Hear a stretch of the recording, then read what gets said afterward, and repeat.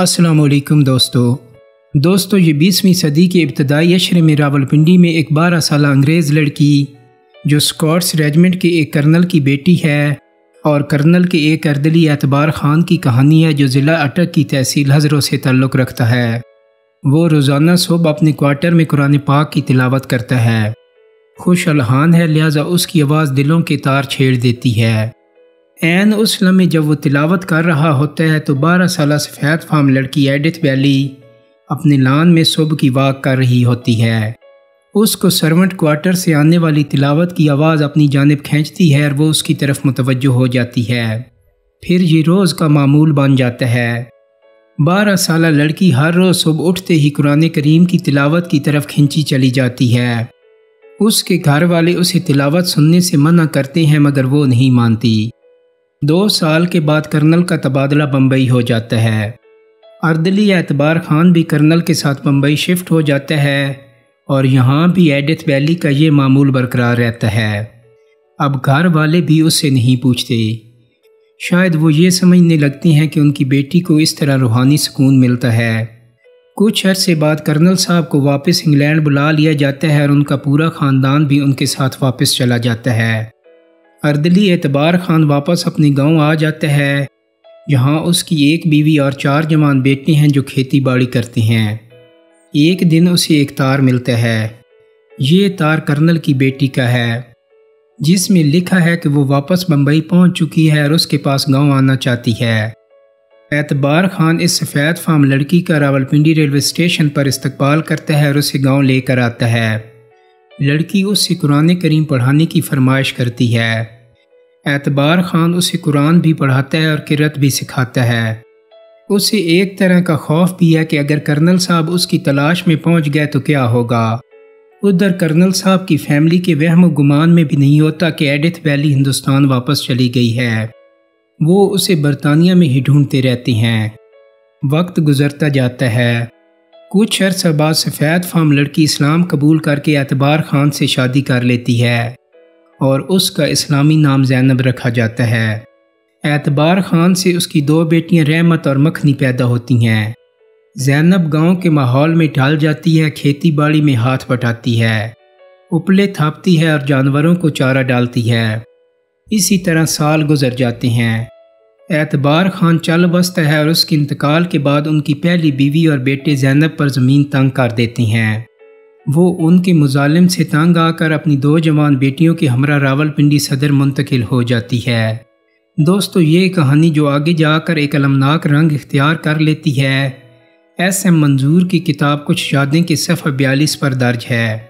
وہ بتاتے ہیں کہ صدر کی احاطہ شیخ فضل الہی میں سفید فام زینب اپنی 2 بیٹیوں کے ہمراہ جب کرائے پر گھر لے کر مقیم ہوئیں تو ان کی میری والدہ سے دوستی ہو گئی۔ وہ اکثر شام کو ہمارے گھر آتی تھیں۔ ان دنوں وہ گلی میں ہی وکٹوریہ گرل اسکول میں دینیات کی ٹیچر بھی تھیں۔ میری عمر اس وقت 10 سال کے قریب تھی اور ان کی عمر 50 سال سے زیادہ تھی۔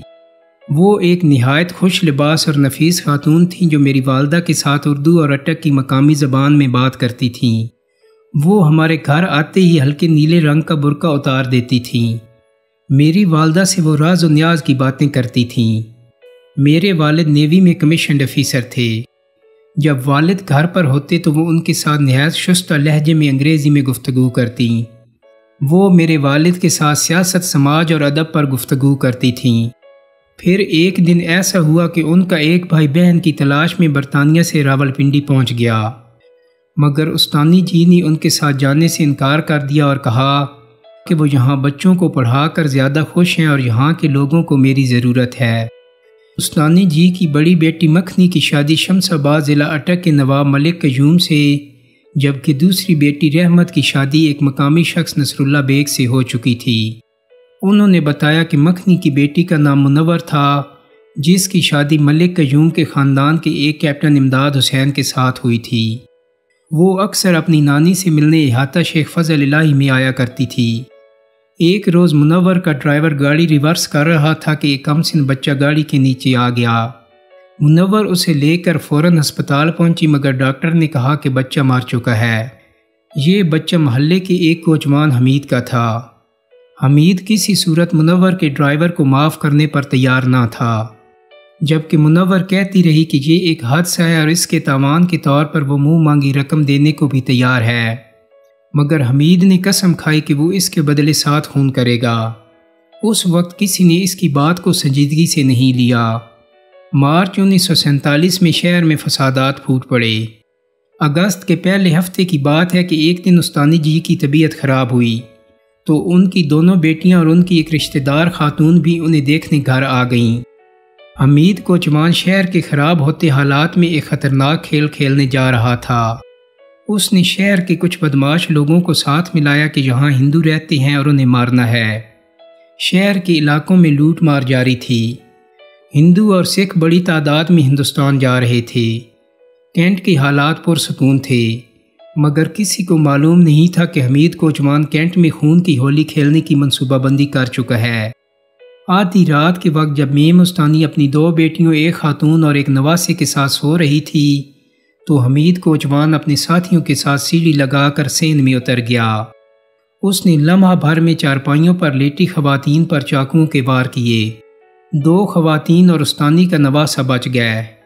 صبح ہوتے ہی شہر میں کورام مچ گیا۔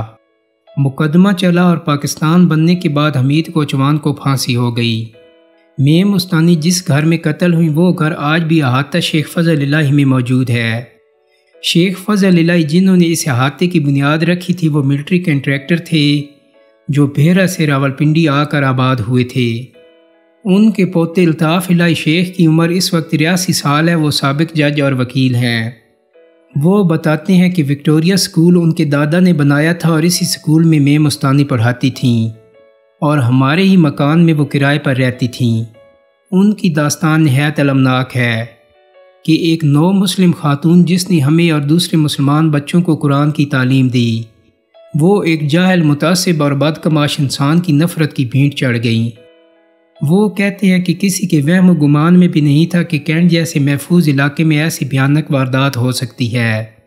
یہاں کا ماحول یگانگت اور مذہبی رواداری پر مشتمل تھا۔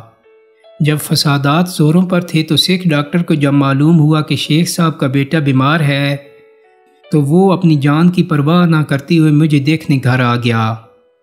کینٹ میں امن و امان قائم رکھنے کے لیے جہاں گورکھا رجمنٹ تعینات تھی، وہیں سجہان سنگھ کے نواسوں نے مسلمانوں، ہندوؤں اور سکھوں پر مشتمل ایک امن کمیٹی بھی بنا رکھی تھی، جس کی وجہ سے کینٹ میں تقسیم کے وقت میم استانی کے علاوہ صرف ایک سکھ قتل ہوا جو بھوسا منڈی میں مورچہ دھن تھا کہ کسی سمجھ سے آنے والی گولی کا نشانہ بن گیا۔